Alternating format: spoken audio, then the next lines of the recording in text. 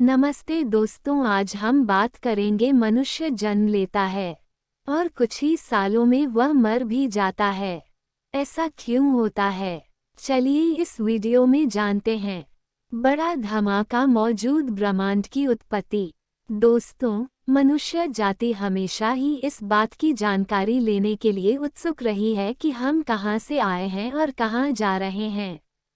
इससे पहले क्या था और इसके बाद क्या होगा?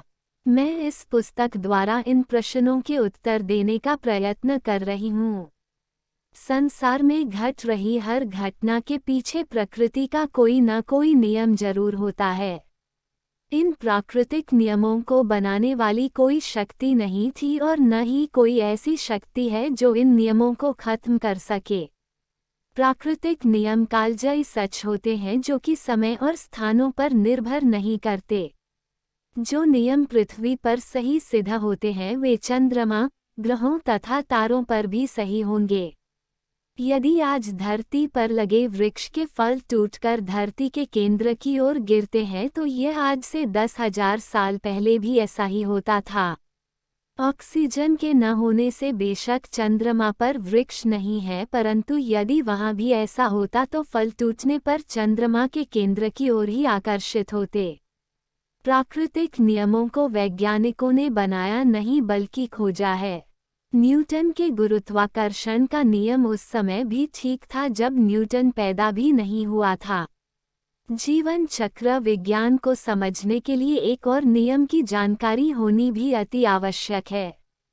ब्रह्मांड में उपलब्ध हर एक जीवित तथा मुर्दा वस्तु की शुरुआत और अंत होता है।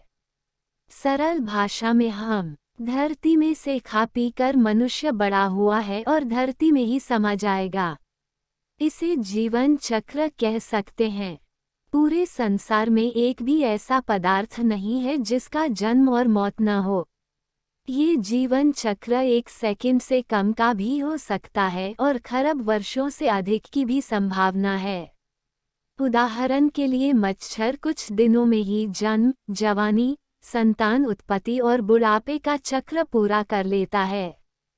हम मनुष्य लगभग 80 साल में ये चक्र पूरा कर लेते हैं। अपने माता पिता से एक एक सेल प्राप्त करके हम अपना जीवन चक्र शुरू करते हैं। इसके बाद धरती पर उगे पौधों से कार्बन, हाइड्रोजन तथा ऑक्सीजन जैसे तत्वों के परमाणुओं से बने अणु प्राप्त करते रहते हैं, जिससे हमारे अंदर सेलों की गिनती लगातार बढ़ती रहती है।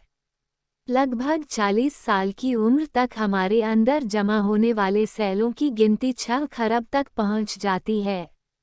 जैसे हर एक वस्तु का जीवन चक्र होता है, उसी तरह सेलों का जीवन चक्र भी कुछ दिनों का ही होता है। पुराने सेल मरते रहते हैं और नए सेल पैदा होते रहते हैं।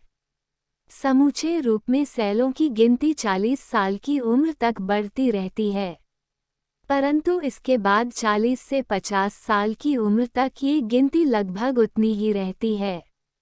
इसके बाद ये गिनती कम होनी शुरू हो जाती है।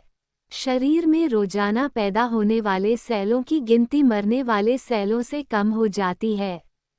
लगभग 80 साल की उम्र तक शरीर के सेला की गिनती इतनी कम हो जाती है कि हमारी कोई न कोई अंग प्रणाली काम करना छोड़ देती है।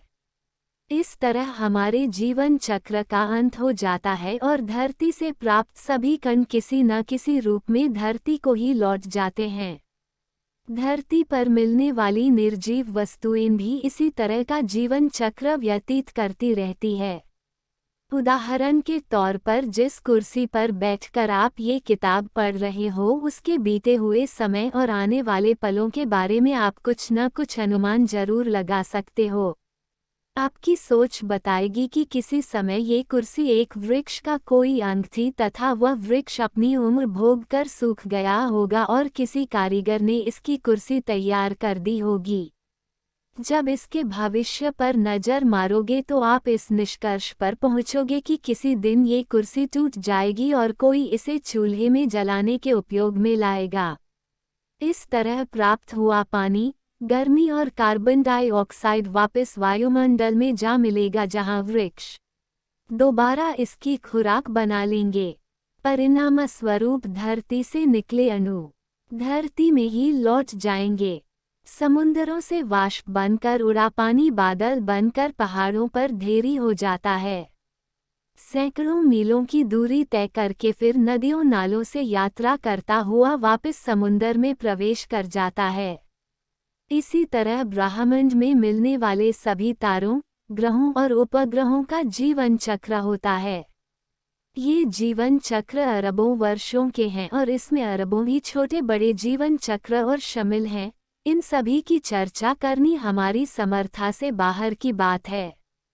वीडियो को लाइक, चैनल को सब्सक्राइब जरूर करें दोस्तों।